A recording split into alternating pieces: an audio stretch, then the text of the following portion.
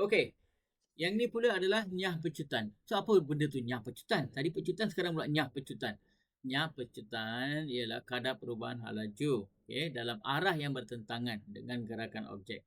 So secara matematikal dan fizikal, nyah pecutan itu ialah pecutan negatif. Okey, nyah pecutan, kalau pecutan itu kita mengukur berapa laju sesuatu objek itu memecut. Okey, memecut. Maknanya lajunya berubah secara positif. Now, maksudnya ialah dengan peredaran masa, lajunya sedang bertambah. Itu adalah pecutan. So, kita ada pecutan positif.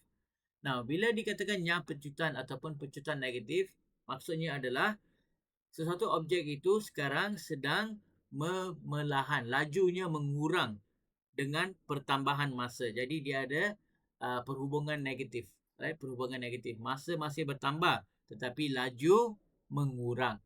So, itu dikenali sebagai nyah pecutan. Right? Formula yang digunakan untuk mengiranya adalah sama dengan formula pecutan. Pecutan sama dengan laju per masa. Okey, dalam contoh ni, sebenarnya saya ambil dari contoh yang sebelum ini. Sebuah objek kereta ni bergerak pada berada pada kelajuan 60 meter sesaat bila masa masih adalah sifar. Maknanya kenderaan itu sedang bergerak. Dan kenderaan itu sekarang tekan breknya. Tekan breknya dan dia mula memelahan dan sampai berhenti. Velocity adalah 0 meter sesaat.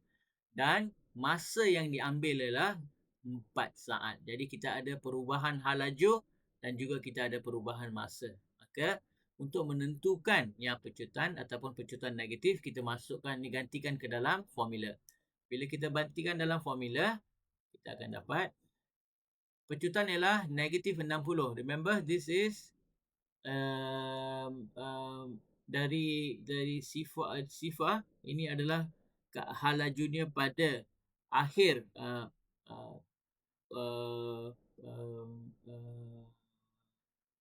apa yang kata ni, dah tergagap dah.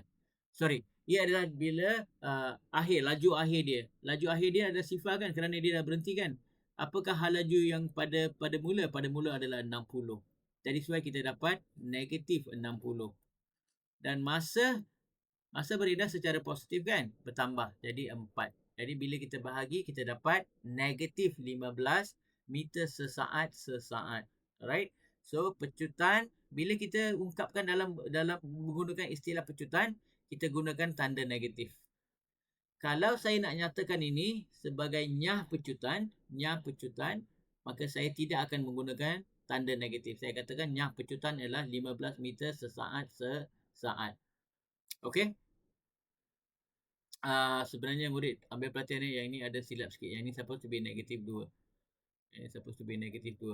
Okey, silap sikit. Alright, so pecutan, bila kita kata pecutan, kerana pecutan tu ada dua, positif pun ada, negatif pun ada. Jadi kita kena gunakan tanda negatif bila ia kelajuan sesuatu objek itu berkurang.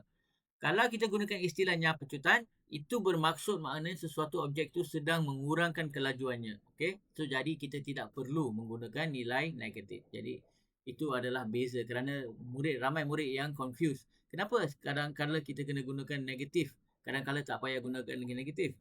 Inilah sebabnya. Jadi perhatikan, nyah pecutan ditulis tanpa tanda negatif. Alright, so itu adalah nyah pecutan. Okey, bukan susah. Right? Bukan susah.